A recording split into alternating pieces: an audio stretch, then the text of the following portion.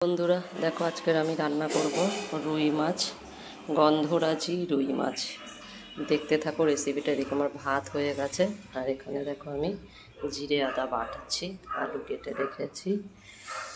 এবারে মাছটা ভাজবো, তেল আমার হয়ে গেছে। দেখো আলু আমার ভাজা হয়ে গেছে। এবারে আমি এর মধ্যে মশলাটা দিয়ে দেবো। জিরে আদা বাটা, লঙ্কার গুঁড়ো, নুন, হলুদ আর টমেটো দিয়ে মশলাটা ভালো করে কষাবো।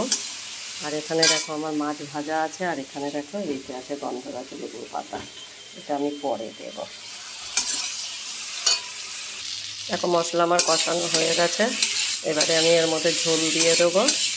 আর মাছ যখন দেব তখন লেবুর পাতাটা দেব, কেন নইলে আবার তিতকুটি হয়ে যেতে পারে।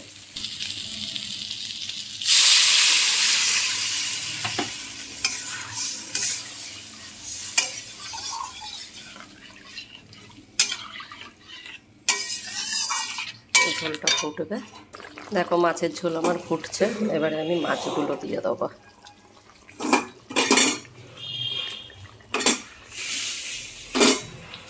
মাছগুলো দিয়ে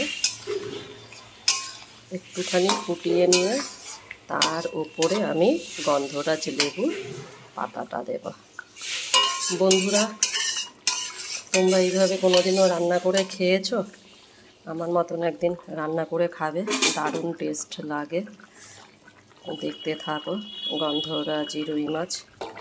দেখো এবারে আমি দিয়ে দেবো গন্ধরাজ লেবুর পাতাগুলো।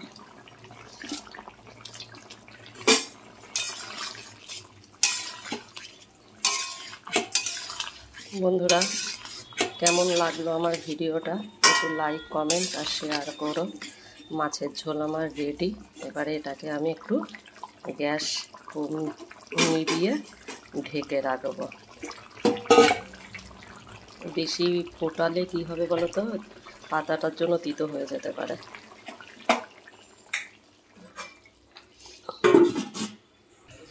বন্ধুরা দেখো কেমন হয়েছে বলো। টাটা বাই বন্ধুরা।